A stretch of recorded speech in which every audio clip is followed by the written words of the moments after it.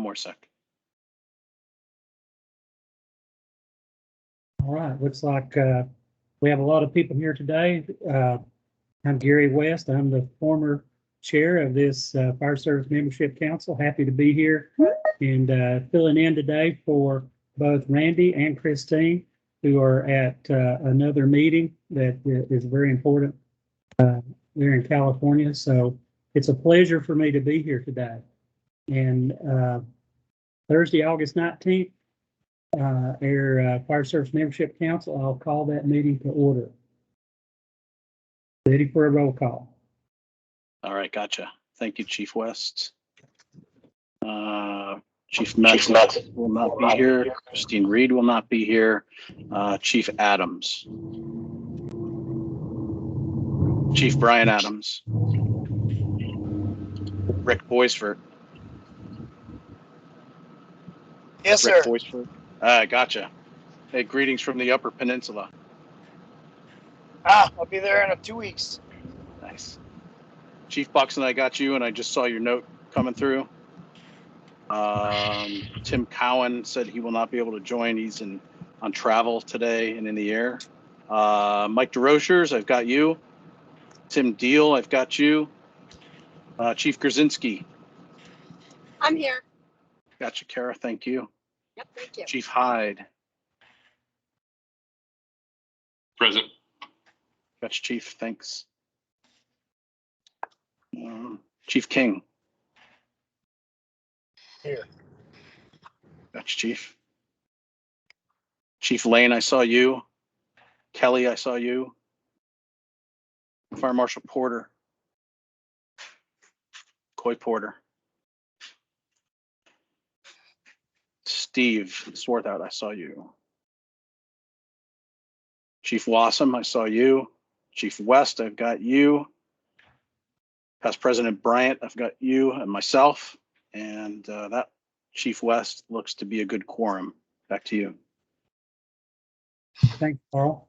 So it's good to be here today. I'd like to welcome everyone, and especially our guests. I think we have a good group. We have a good discussion plan, and we'll go right into our guest presentation. This is how we start our meetings off, and with a good format that we came up with as we started through COVID. So I'll just open it up and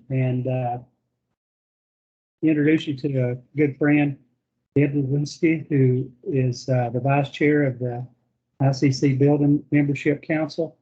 Ed and I have had the pleasure to be on some different things together, a couple of webinars and some stuff. I've got to know him pretty good, and it's just nice to be back here today to hear from your update. So go ahead, Ed. Thank you. All right. Thanks, Gary. Yeah, and I appreciate you guys having us here.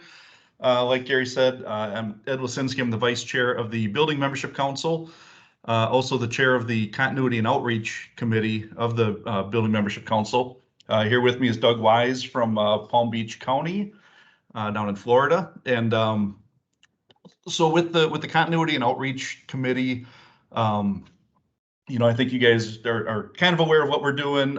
Tim Deals, your liaison over to the BMC, and we get together a couple times a year and just kind of see what all the different membership councils are doing, try to see what different things we can collaborate on and we can work together on, and where are those times where we need something to have a conversation with you guys on something, or different membership councils. So it's always great to kind of have a few minutes here just to get together and talk about some things that are kind of affecting both of our groups here.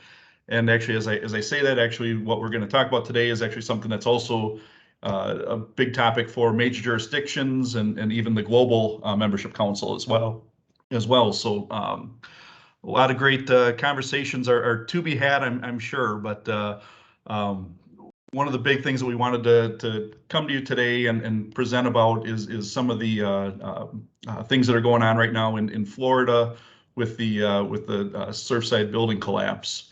And that's why I'll actually turn it over to Doug right away. He'll go through kind of what's going on in Florida. I'm sure you guys are aware there was a meeting on the 17th, 2 days ago down there in Florida with BOAF and ICC and a whole bunch of other different industry representatives. We were hoping to get somebody here that was in that meeting as well to kind of give an update, but the member that we had that was in that meeting, he's actually at the Region 9 meeting today, so he couldn't make it. So actually, after Doug and I kind of go through things, if somebody else was at that meeting and they want to update anybody on that, we'd certainly encourage that. But I'll turn this over to Doug, and he can kind of give you sort of what Florida is going through right now with that aftermath of that, and some of the things that they're looking at with legislation and everything. So, Doug, I'll hand it over to you for now. Well, thanks, Ed. Yeah, as everybody said, immediately after the Surfside disaster, I mean, it's a horrible tragedy, and the investigation is still ongoing. There is some public thought on what the cause of the event was, but I think it's going to be a number of things that'll come out at the end of the day. So we're not proposing to even understand that at this point. It may be months before we hear anything. If there are folks that are interested, there is some information that I can send, but it is all, how do I say this, hypothetical, and nothing is proven at this time. So let's go through my PowerPoint. I presented this on Tuesday to the Board of County Commissioners. This was the second presentation I was required to make to them. Obviously, our political officials around are all looking at this like, what are we doing for our residents? We need to do something now. We tend to go through these knee-jerk reactions a lot of times, and this is no different. There are at least some folks, I think, in the political arena that are looking to get their name on some legislation. And none of us has ever seen that happen before. But the point is that we were trying to go through this cautiously, carefully, make sure whatever we do, we don't want to make things worse.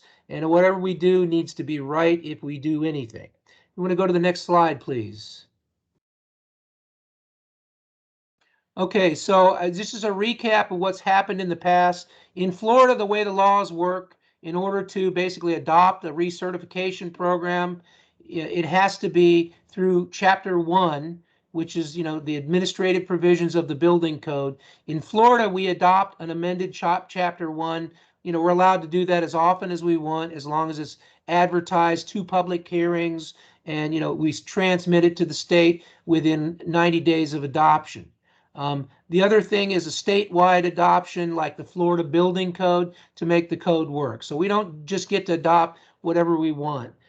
So go ahead, next slide, please.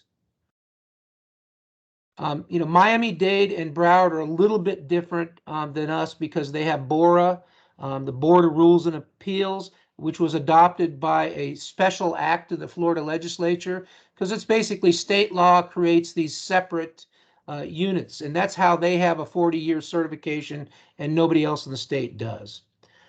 So trying to figure out how to react to this, the League of Cities, basically the county administrator asked the League of Cities director to get the building officials together to talk it over. So the committee got together. It was 29 building officials in Palm Beach County, and everybody showed up. I was like amazed. I met people, I've been working in this county for almost 30 years, and I never even met some of these people, and they showed up. So it was a good collaborative effort, and they elected to develop a model suitable for local adoptions. We're going to share it with the state. If they want to look at it, great. If not, that's fine. So the full committee met first on July 1st and July 9th. The drafting subcommittee of the League of Cities committee met on July 12th. PZB, which is my department, hosted a stakeholder meeting with key industry folks. We reached out to AGC, ABC, Gold Coast Builders Association. We reached out to AIA, BOMA. We invited a lot of folks in, and we had a meeting on July 6th. Next slide, please. So subsequent to the to the July 13 BCC meeting, the League of Cities went on and had the full committee met on July 16th, July 23rd, and August 5th. And then the drafting subcommittee met 2 more times on the 19th and the 2nd. So now I have an August 5th, 2021 model, which I shared with Ed, and I think he tried to send it to Carl, so that we can make that available if anybody's interested in such a thing. Let me go on record. I think I stated it before. This is a draft. This is not a finished product. It is intended that it should be vetted by industry stakeholders, which it has not yet. And so we'll get to that in a minute. So, okay, next slide, please. All right, so some things that it does, I thought it was pretty good. It works for us. We have a big thing down here called season. I'm guessing you guys have that in other states, but it's really dramatic here. So the idea is, the intent is to work around season here so that the building officials figure out which buildings they believe qualify for the recertification, and they notify the property owners between October, November, and December.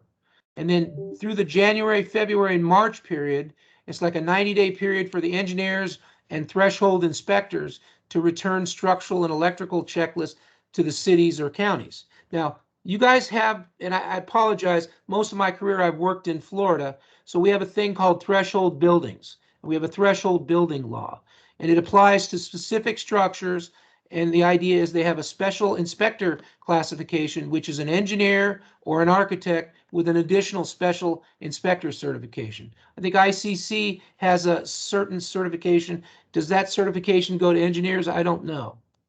But anyways, so that's the process to get people. And then the idea is they're going to do the repairs between April and September, because in September, then season begins and the snowbirds are here. So, okay, let's go to the next slide, please. So again, it's a real fine print. I don't know how many people can read it or care, but the program is intended to give the authority and discretion to the special inspector. And again, a special inspector by definition under Florida law is a threshold inspector certified as an architect or an engineer with an additional special inspection credential. And that special inspection credential is, they don't just give that thing out. You have to basically sit for a test and qualify for it. And it talks about, giving them the ability to use discretion, but at Port it says, reasonable conclusions. Nobody's ever going to know anything. Next slide, please. So here's one of the forms, and again, a lot of this was taken directly out of the Broward County model. I'm a firm believer that emulation is the sincerest form of flattery. So we love these guys, and we'll copy anything they got that we like. So we stole a lot from them. We also stole a little bit from the ATC 25 and 45 playbook, where we talk about restricted use. So we're giving the engineer the term restricted use, where they can fill out this form and tell us what's going on. So it's a form for the special inspector to sign and seal, and they give the options: no repairs, safe, unsafe, immediate repairs needed, but there's restricted use. So we kind of like that. And the idea is, minimum inspection, and it goes down, and there's a whole bunch more to this. So I can't show you all in the PowerPoint, but if you want to go to the next slide, we'll talk a little bit more.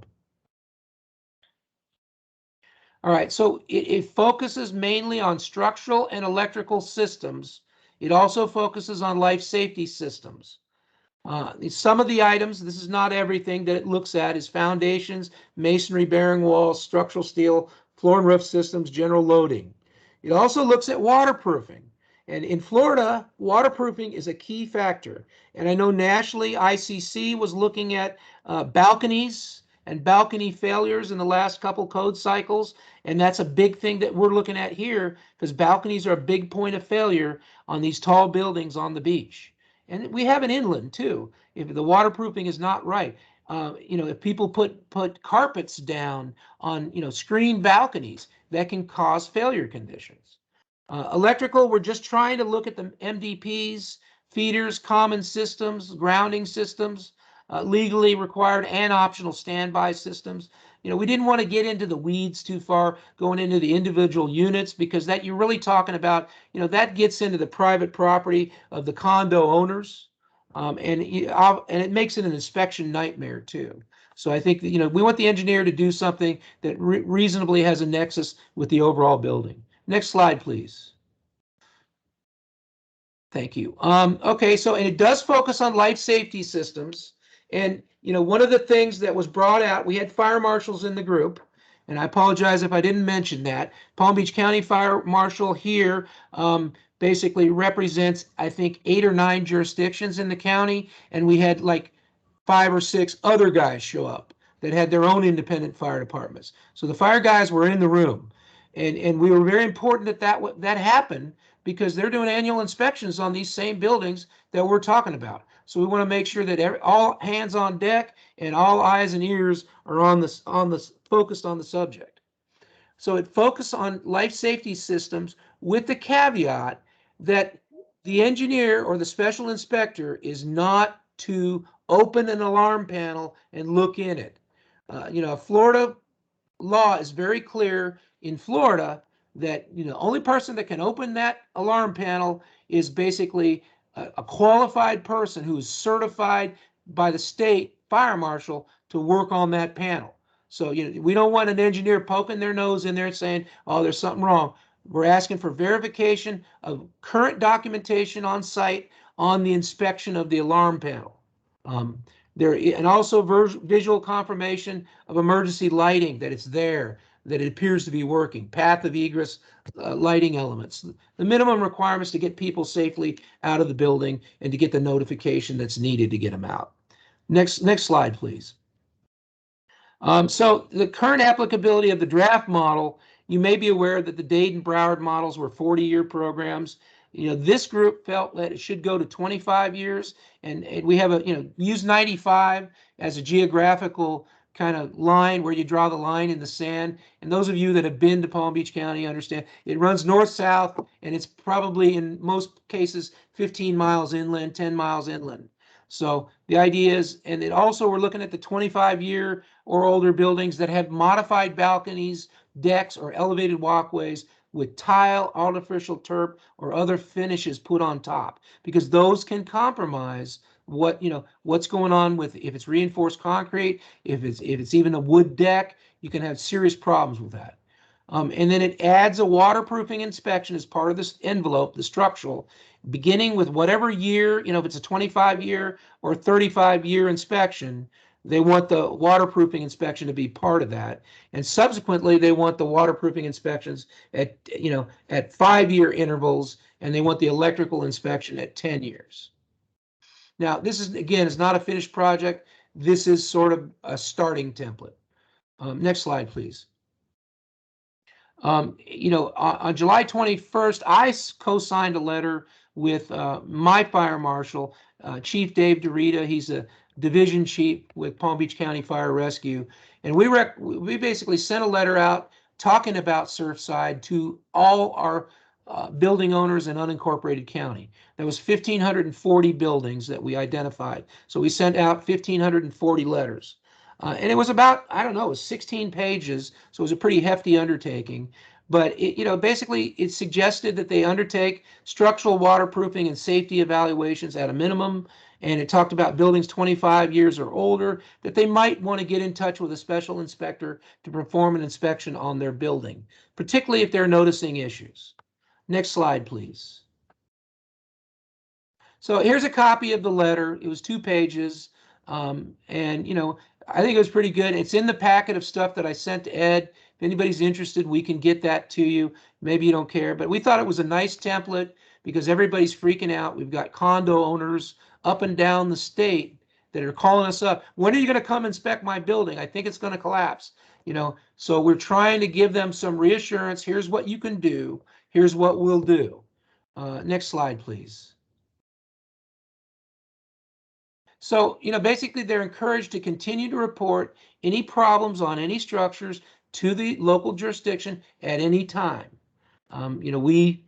We do that. People can call us up, and we have to sort of sift the wheat from the chaff, so to speak, to make sure we got the real things. But every once in a while, you'll get a real issue.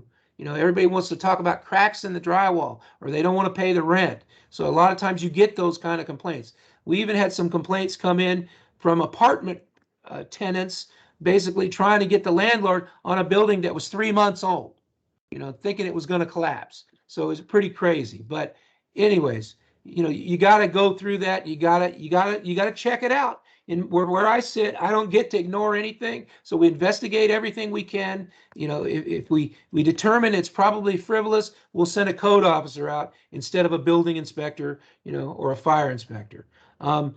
It talks about condominium managers. They're reminded under the laws in Florida Statute 718, they're held responsible in a condominium to do certain things. Now, obviously, this didn't work in Surfside, so there's look at what's going to happen in the condo law. But we mailed it, as I said, 1,540. It's over 1,300. And it had current relevant sections of our unsafe code. We have an unsafe abatement provision we adopt in Chapter 1, and it included suggested provisions from the Broward County just to look at for guidance right now. Next slide, please. So here's the people that were on it. I don't know if you guys know any of these folks, but we had a lot of building officials came in, so it was pretty good. We had the building official, Boca Raton, City of West Palm Beach. We had a lot of folks there. Jack Thomasek, for those of you guys know him, Wellington. So anyways, next slide, please. So this is the statistics. I don't know if anybody cares about it, but we actually did a statistical analysis to look at the size of the work if we took this on in unincorporated, and they have numbers for each of the cities. I'm looking at the whole county, how many I got to deal with. And so it gets to be pretty big. Countywide, in unincorporated, I have 648 buildings that are 3 stories. I have 248 that are 4 to 5. I have 89. I only have 2 that are 11 to 19, and I don't have any over 20 stories. So that, that's pretty good for me. But what you'll look and see, a lot of these are pretty old, prior to 1980. And I think there's a big line in the sand when we get to, around here to March 1st, 2002, I'm sorry. And that was the date of adoption of the Florida Building Code. So there was a big change in structure then, and things got a lot better. Next slide, please. So we also looked at the statistics on non-residential buildings, and there's some pretty tall non-residential buildings in there too. So again, the statistics were just for us, so we understand what the workload looks like. But if you're going to do something like this, I think you do need to look at how much you're up against, because it's going to take staffing, it's going to take resources. Next slide, please. So here's the map of all the buildings over 3 stories. And if you look at, and I'm sorry, the key is incorrect. The orange should be 30 to 39 years. But you would see that we have a lot of buildings that are over 3 stories that are greater than 40 years old, and some of them, 30 to 39. So, I wish they were all green, less than 20 years old, but they're not. So it's a big workload. Next slide, please. And these are multifamily dwellings. And in the 3 to 5 range, we have a lot of buildings. So we got to look at that. There's some concentrated tall buildings in multifamily. I was on like I said, a conference call with the folks on Singer Island, which is that group of that string of red and orange ones. I don't know if you guys can see where I'm pointing here. Maybe not, but along the coast there, about 3/4 of the way up. Next slide, please. So, non-residential buildings, 3 or more stories, based on the number of stories. The majority of them are 3 to 5 stories. We have a few that are 11 to 19, a few that are 6 to 10, not so many, but the majority is that. Okay, next slide, please. So again, I mentioned a little bit about threshold, and this slide actually came out of our building permit data for the entire county. We basically, and it's got the statutory definition of what they have: greater than 3 stories, over 50 feet tall, an assembly occupancy with over 5,000 square foot or more than 500 people. So the state of Florida wants to make sure that those buildings are safe. Usually they're large assembly venues, auditoriums, things like that, gymnasiums, clubhouses. We have a lot of clubhouses that are in that thing. And it sounds crazy, but we had a big clubhouse in a very affluent community where the trusses failed. And it was basically, they were in total failure mode. They had a special inspector on the project, and for whatever reason, most of the continuous lateral bracing, the reinforcement that's installed on the trusses, failed or was missing. So next slide, please. Okay, so this is what we talked about a little bit at the beginning of this. I think Ed mentioned it. On the same day as I was presenting this PowerPoint to the Board of County Commissioners, ICC and BOEF jointly held a meeting like not even a half a mile away from where I was, basically at the Hilton in West Palm Beach. And, you know, and I was impressed. I was good to see that was happening. It had a lot of great people in the room. I did speak to some folks that were there. Robert Brown from the city of West Palm Beach was there representing the local chapter, as was Jack Tomasek, the village of Wellington. He was there. So I talked to both of them about what happened. And again, everything's hearsay, but they said it was a great show, good start, a lot of really talented people in the room, and they're looking at it. And, you know, and Jack and Robert are both participating in our local drafting committee and our local group drafting proposed programs. So they indicated, you know, they shared the info they had with the ICC folks. So we'll see what happens. I don't know. Maybe it'll go into the existing building volume. I don't know what'll happen. But, you know, the next slide, please. So again, I was impressed with the number of people that were there. The state chapter president was there from, I think, Charlotte County, and you know, there's a lot of folks. Tom was there. Tom Allen, you guys know him. He was there from, where is he? Lake County, I think he's in there. But there were folks from all over. J.S. Held was there. And, you know, Gaydosh, our folks that are part of ICC. So there's a lot of good people that were there. And it was a good group. So I'd love to see what comes out of that. I'm waiting to get the minutes from that meeting. Next slide, please. So the next step for us locally on the League of Cities model is basically to invite industry stakeholders into the building, give them copies of the draft program, and then basically have them give us input. What's right? What's wrong? What do you like? What don't you like? So, you know, I've been asked to host a meeting here. So on the 2nd of September in this building, I'm going to host, I don't know, maybe 150 people to try and have a meeting and talk about that. We've already spoken with insurance industry. We've spoken with engineers group. We're going to talk to realtors. We're going to try and we're going to mirror kind of what ICC did. And we're going to invite ICC if they want to come. But I think they're doing their own thing. So, you know, we'll share what comes out of it with anybody that's interested. And we're just trying to get ahead of this because we got a lot of elected officials that are looking to be able to show their constituents that they're making progress. Next slide, please.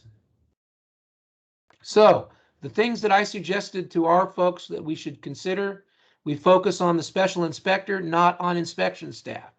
I don't believe it's appropriate for the building official to be doing the special inspections on the buildings. I think that's assuming a huge amount of liability, and under state law, unless you're certified as an engineer and a special inspector, you're not qualified to do it either.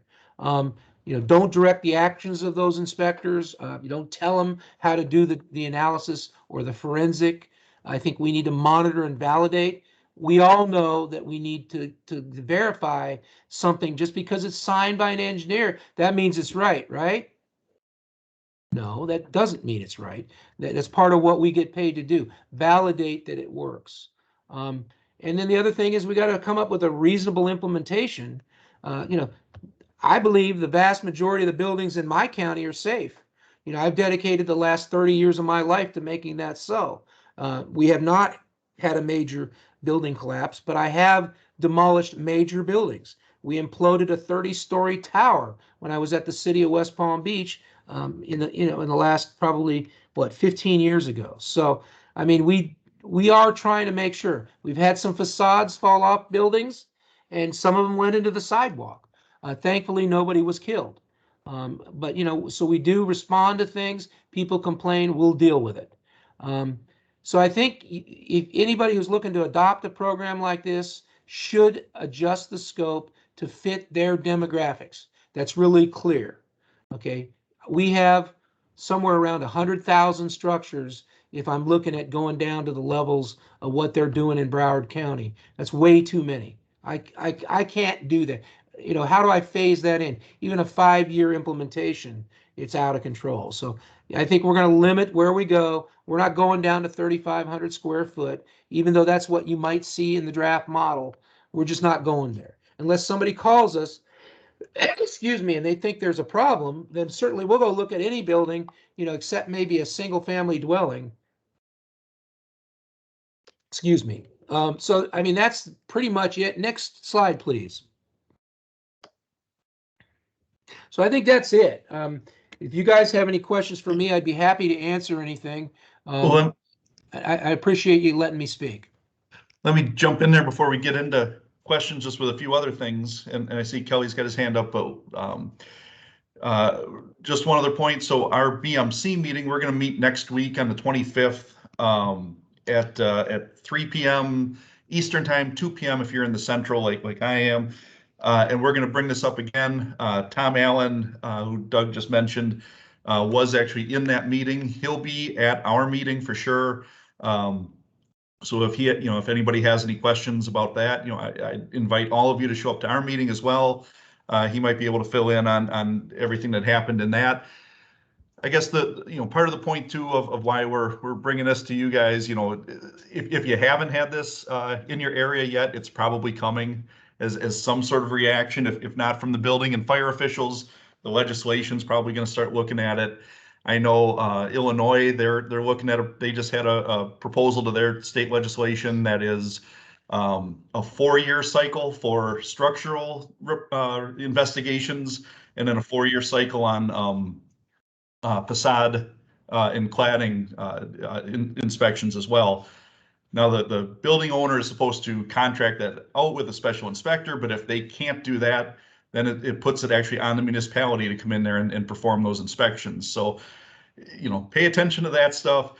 Pay attention to, start that conversation now, especially if you're in a coastal region, if you're in a major jurisdiction. We did reach out to the Major Jurisdictions Committee, Membership Council, I should say. They have not really, the ones that we talked to, they really hadn't started any of this conversation sort of before this collapse. So they're all having it now. It's just sort of one of those things. We want to get everybody involved. We want to get out ahead of this before something else happens, before we're all in the headlines. So start that conversation now, and that's sort of why we're bringing this. And again, next week on the 25th, we'll have a little bit more of a conversation about this at the BMC meeting. So with that, Kelly, I think your hand was up first. So what do you got? And you're on mute.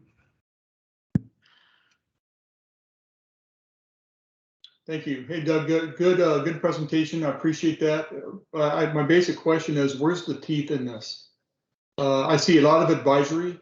I see no liability on the inspector, even though they're an engineer or an architect. What if that report is delivered and there's no action to follow through? Are you treating this like you would a building violation and or a fire violation where it has to be followed to completion? Or is it something that just goes away and we make a good argument up front, but we don't follow through to the end?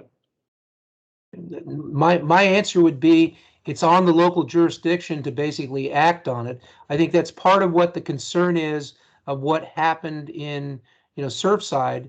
They knew in 2018 that there were serious problems with the building, and yet we're at 2021 and they haven't even begun any repairs. So I think, yes, I would not want to be the building official in Surfside right now looking at did they fail to act, what was the deal. And I think at one point there was a report that he spoke to the members of that building, the property owners, saying everything's safe, and then here the thing collapses.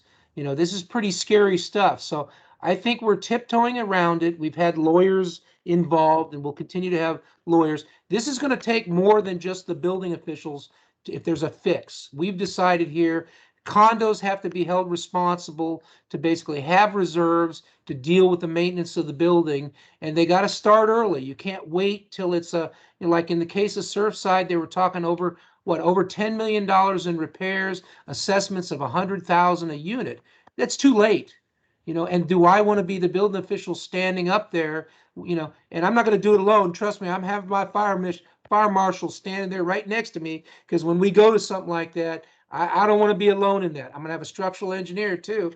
And then if we placard that building unfit and we're kicking 300 residents out into the street, trust me, that gets very political really fast. So it's a slippery slope, whatever we do. But I think code enforcement is one option, where you can fine properties for failure to comply with the county or city codes. And then the other part is you have the authority as a fire official or a building official to condemn a building and order it vacated.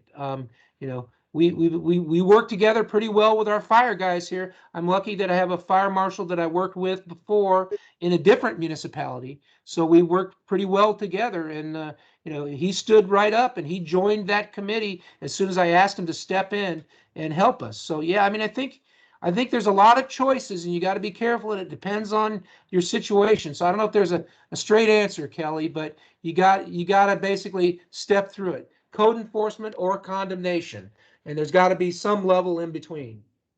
I just noticed that it was missing from your outline, the subject. I did not see it in there at all, and that's why I wanted to bring it up. Not trying to make a definition of what it should be. However, it should be a point of discussion. Yes, absolutely. Okay, thank you.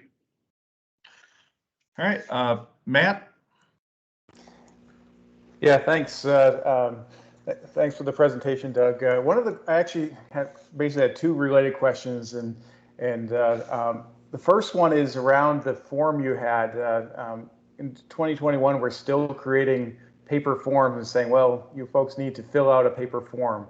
I'm wondering if there's been any discussion about actually standardizing the type of information and use the term data that's actually being collected, so that information could be submitted electronically. So I'll start with that. Has there been any conversation around the data conversation there? There has not been a specific conversation, but we're well aware of that. All our forms have to be ADA compliant, so that means they've got to be fillable PDFs or whatever that can be electronically sealed. We're good with all that kind of stuff. We just aren't that far along. This is an early draft of the program, and I'm certain we'll get there as part of the adoption. Because, if you have forms and you provide them to the public, at least here, there's been a lot of local action with ADA actions against municipalities for not being ADA compliant on their websites and on their forms. That's a great point. Now, just as a clarification on that, a PDF form is just a equally bad version of paper. Well, it's got to be OCR. If it's OCR, sure, exactly. But that's where, and so if I can add to the other part to that, which is because you mentioned about the pretty significant challenge about the amount of buildings to wade through and trying to figure out how to prioritize.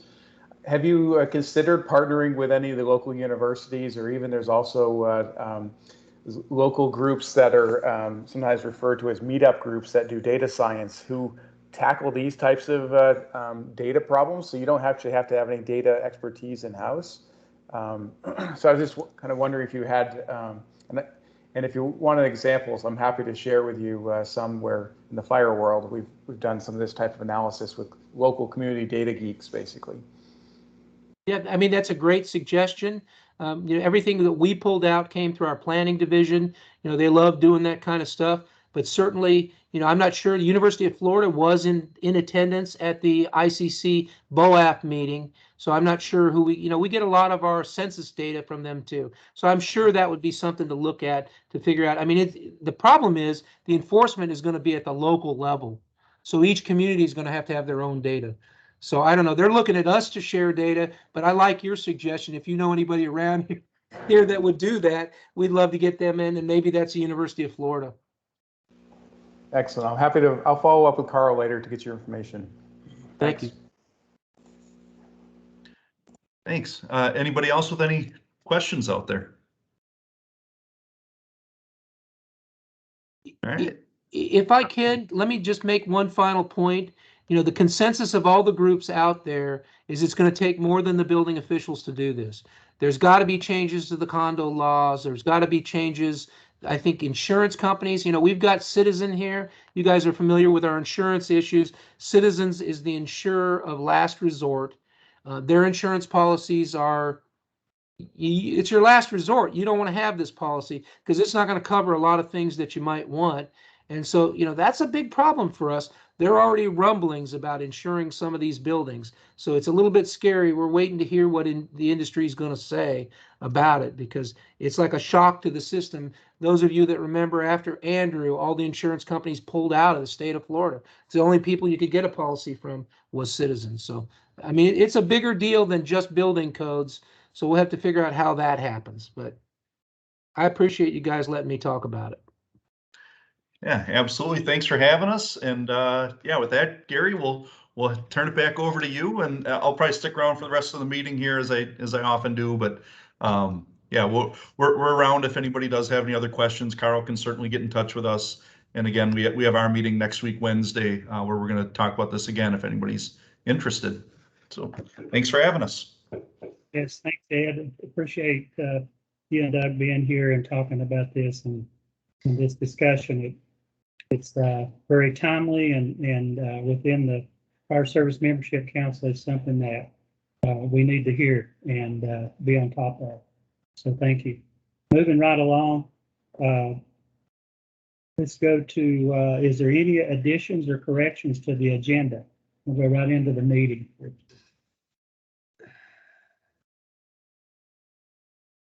Okay, hearing none. Approval of the minutes. Did we get those minutes out? Did everybody get a chance to look at those? And I've got them here if you'd like them displayed, Gary, too. But yes, they were sent out as an attachment to the calendar invitation for today's meeting. Okay, good. Approval of the minutes. I'll make a motion to approve as submitted. Okay. This is Kelly. From Kelly. That's Coy. I second that. Thanks, Gary. Okay.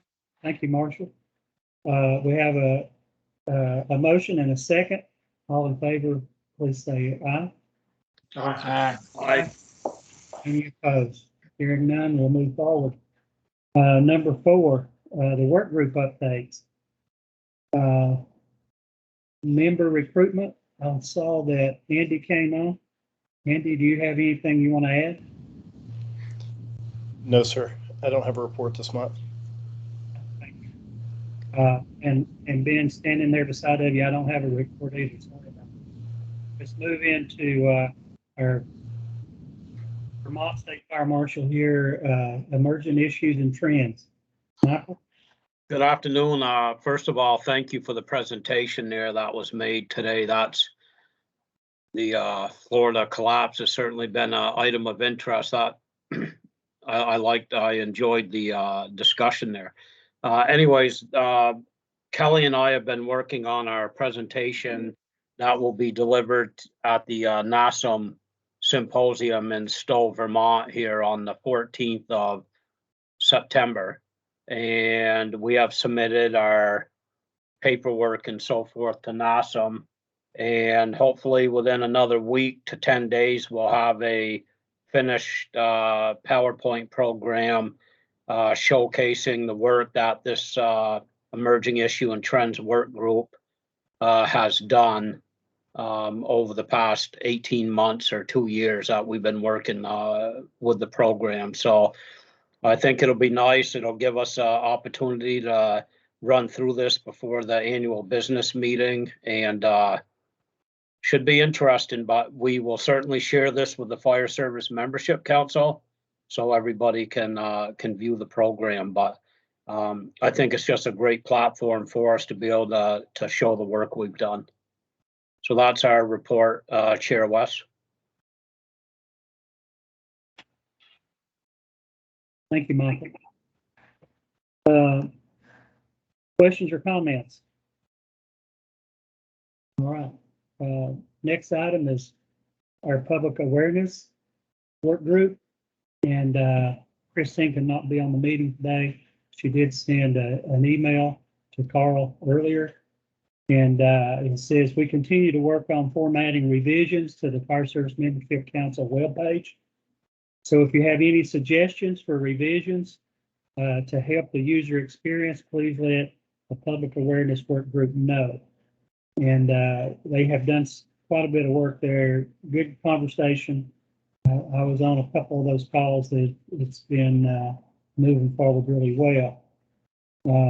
Does anyone have any comments for this committee? And I know there's other people on the call that are part of that committee. Carl, anything to add for that? No, sir, not directly for FSMC, but what I would add is that having Ed, and I know Bill Nash is on the call as well, and maybe a few others from the Building Membership Council, we're working pretty closely with them on any of these changes that are going to come about. My sense is that once fire service goes live with our changes, I think building will have some similar but different, just for their own membership changes to their site. And I think the overall formatting will likely carry across all of the ICC membership councils at some point. So it's a good effort to be undertaking, and we're leading the way along with our partners in building on that. Thank you, Carl. Anything else? Okay, our training and education work group. Mark, I'll turn it over to you. Thanks, Gary. Good afternoon, everybody. Just a really quick update for me. Our meetings have been pretty thin this summer. Lots of folks on vacation. So just mention really fast, we do have a couple of events where committee members are providing education. Michael just mentioned the next one coming up at the National Association of State Fire Marshals in September. After that one, we've got the National Fire Sprinkler Association annual conference in October. Got some members providing courses there. With the ABM this year and the reduced educational offerings, we're not going to have anything there, but we'll work hard for next year. So I think otherwise I'll just mention, I think we'll cancel our September meeting for the working group, and we'll just look to see those that can join us in person at the ABM, and we'll talk there. And one of our hopes is that we get to meet with some of the training and education folks with the ICC while we're all there, and find some next steps forward to work with the ICC in providing continuing education and some certifications more geared towards the fire service folks. So I think that's all I've got, Gary. All right, thank you. Any questions or comments for any of the committees? Very good. I would welcome anyone that participates on these calls to be a part of any of those committees. They appreciate the help and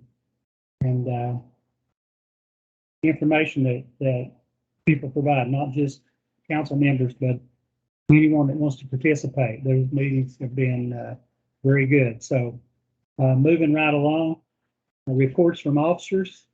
I will introduce our Fire Service Membership Council Governing Committee Liaison, Mr. Bill Bryant, who's former or immediate past president, I should say, of ICC. Up to you there, Bill. Thank you very much. I appreciate it. Doug Wise, thank you for your little presentation today. It was very interesting. Less than 28 days from now, gentlemen, we will all be coming together in Pittsburgh. It's coming a lot sooner than what it is. I will ask you to be as flexible as you possibly can, because at this point we don't know or don't have a real good handle of what may happen as far as COVID and what may happen in Pittsburgh or the state of Pennsylvania. So be as flexible as you possibly can. On the, we have Board of Directors meeting on the 18th of September. We have nominations committee earlier that week.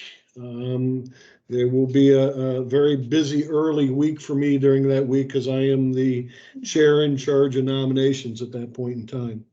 And then at that point in time on September 21st, we start the hearing process. So the final action hearings will be in person.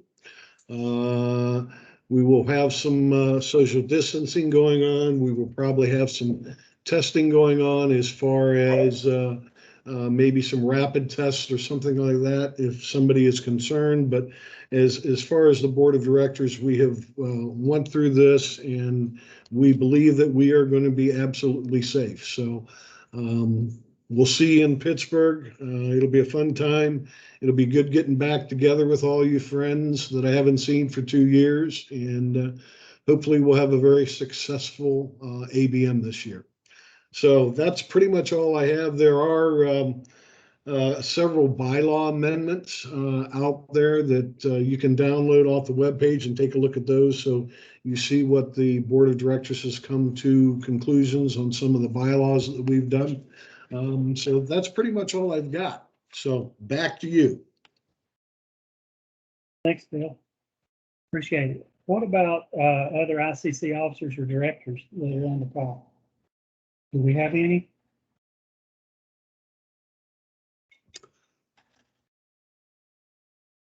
I haven't seen any others, Gary. Gary, I see a bunch of names in the chat box or whatever. I don't know if they're still on or not. Okay.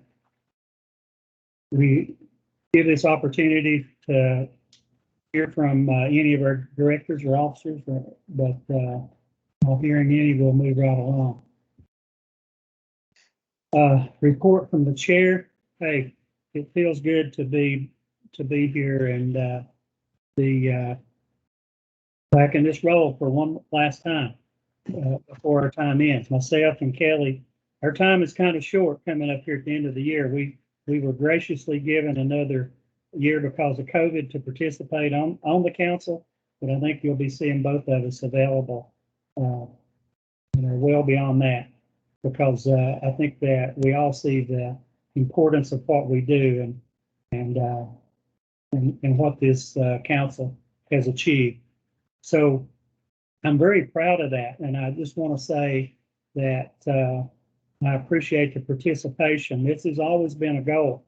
There was a time several years ago that we didn't have a lot of participation, and we were very limited by our meetings that we had and our phone calls. So with technology and the things that we have today and the things that we are able to do to make us all better and have knowledge of things going on in our world, that's what this committee is about. So just want to thank you for your participation, and I appreciate Randy and Christine giving me this opportunity. Not having anything else, that's pretty much it from me. Appreciate the presentation today. I'll pass it over to Carl for our staff liaison presentation. Right, thanks, Gary. And I'd echo your comments on the presentation today. I'll PDF Doug's presentation and send that out. And if there are others, as I said in the chat, that would like the any of the draft policy pieces that Doug sent along, I'll be glad to send those out separately as well. I don't have a heck of a lot today in terms of major updates. I think we covered a lot of those between Bill and Doug and Ed and others. The conference or roundtable down in Florida was a great success this week. I know that I received some really good feedback both from Whitney Dahl in communications and my boss, Sarah Yerkes, that things went really, really well. We got I think some great contributions at that meeting, and I think a couple of the outcomes include Code Council participation in the Miami-Dade Surfside Task Force as a technical advisor, which is an enormous piece for us, and then potentially the participation in a second task force that's being set up by elected officials down there in the South Florida area. So more to come on that. I don't have a lot of additional details to kind of hang on that, but that event was a success. And Doug, I'll also pass along your information to Whitney and Sarah to send along, as they've been serving as point on all things to do with the things that have been coming out of Surfside. So thanks for that. In terms of the annual conference, yeah, I don't have much more to say other than what Bill said in terms of the way forward, but am looking forward to hosting a greater majority of you on the governing committee at the conference, and it's also open to others. Our meeting is still public and free to attend if you'd like to come to the conference. We'll be doing a hybrid version of the meeting, which means that, again, we'll have, most everybody from the governing committee, with few exceptions, there in person, hopefully, and hopefully that doesn't change given the current circumstances. But those who are joining, I did change up the meeting to a Webex meeting for September, and it is a Sunday morning, which is, in line with the conference schedule. So it's a little bit of a different time. It's not our normal Thursday afternoon. So we'll be like Sunday morning at 9:30 until noon, or 9:30 to 11:30, somewhere in that neighborhood. And we'll be doing it on Webex. We'll also be asking you to dial in rather than to join by internet audio, and that will help us kind of with the audio conflicts in the room. That's how we're going to be hosting it, is through the speakerphone in the room, since we'll have some control over that. So there's an audio only option if you would choose to want to do that as well. So the other things that we've been working on in the government relations realm have been pretty hot and heavy to do with the infrastructure bill.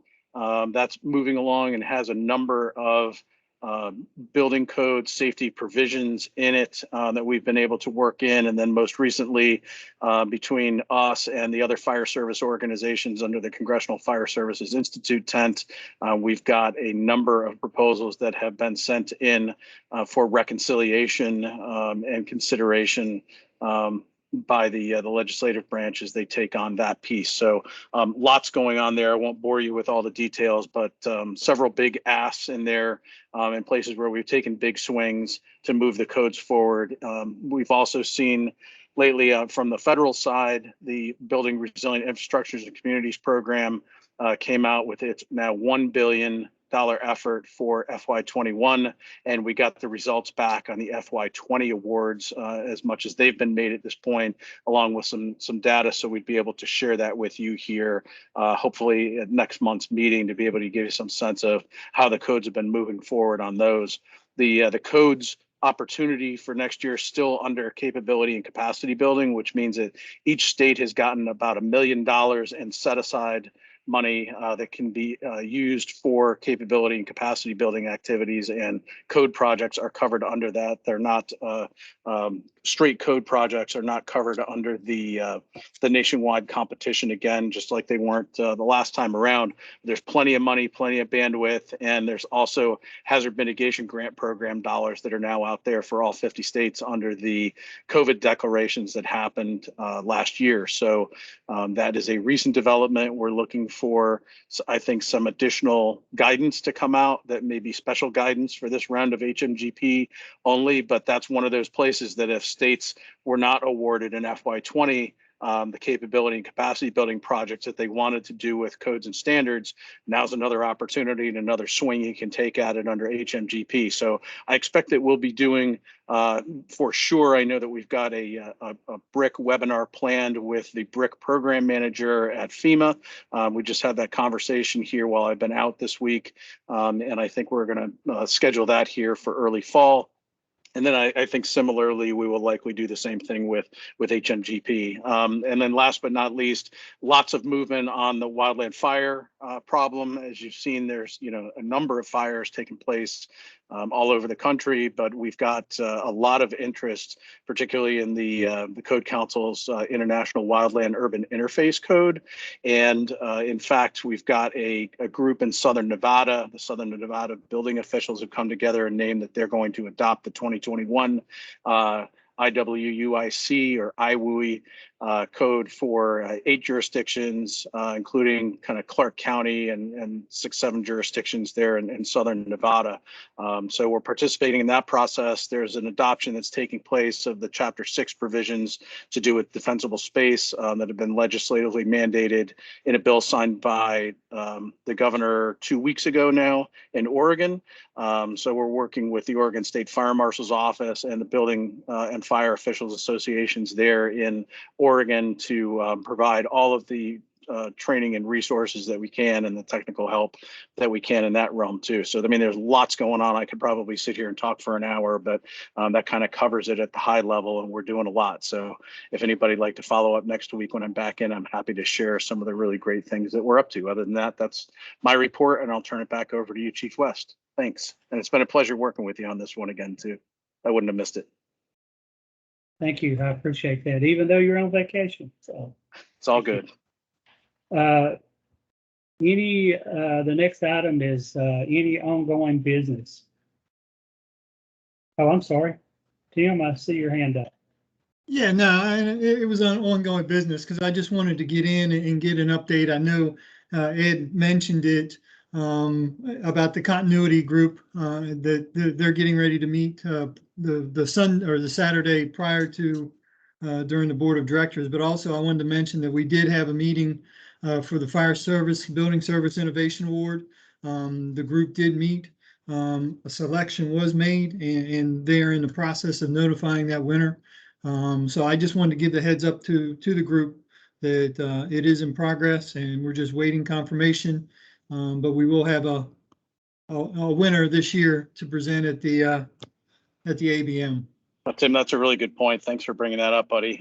There's so much, like I said, there's so much going on. So I can share who that is, as long as you're comfortable with it too, since I know you're on the committee. But there were like 8 applications that came in this year, and we're in the process of kind of notifying everybody. So the folks that did not get the nod, I was able to send out the notification Friday before I went on vacation, which took some time, but I haven't been able to get to all the folks that were unsuccessful yet. So, but the winner this year is the city of Modesto, California.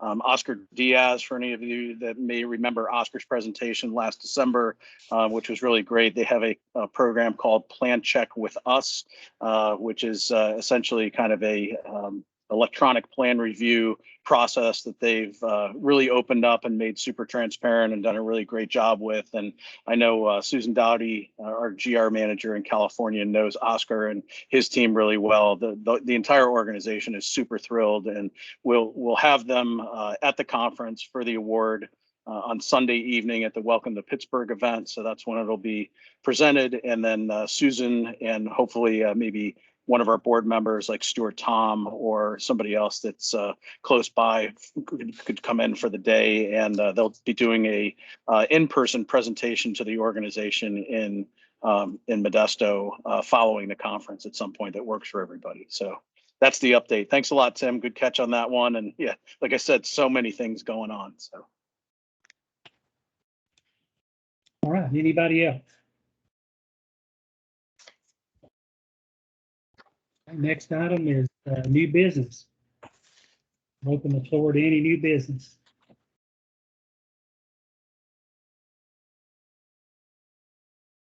Okay, I think today's been a good meeting. Our next meeting is Thursday, August 19th. No, that's today. Our next yeah, you're probably still working off the old agenda that I sent out to the group where I forgot to change the date. That one is going to be is actually Sunday. I updated it, so it is actually in the calendar invite, but it's Sunday, September the 19th, 9:30 a.m. Eastern time, and it will both again be in person and virtual, being broadcast from the ICC annual conference. So everyone, please make adjustments to your calendars and be there. Be there live if you can, and be flexible too, because who knows what's going to happen here in the near future. But thank you everyone for being here. Questions or comments from the audience before we leave? Anything good of the order? Just glad that Gary was able to make it into Utah and make it back home. I hope you had a good time. I had a great time in Utah. We got back late yesterday, delayed by all those storms y'all had. But yes, thank you. Good talking to you, Phil. If it takes you to get here to get us some more moisture for our drought, we'll bring you back every year. Got it. You got it. We loved it. So sounds good. Anybody else? All right. right, do I hear a motion to adjourn? There you go. I'll do it, Gary. Motion to adjourn from Coy. Motion. Thank you all. See y'all next month. See you, Gary. Have a good weekend. See you in 28 days. Yeah, you bet.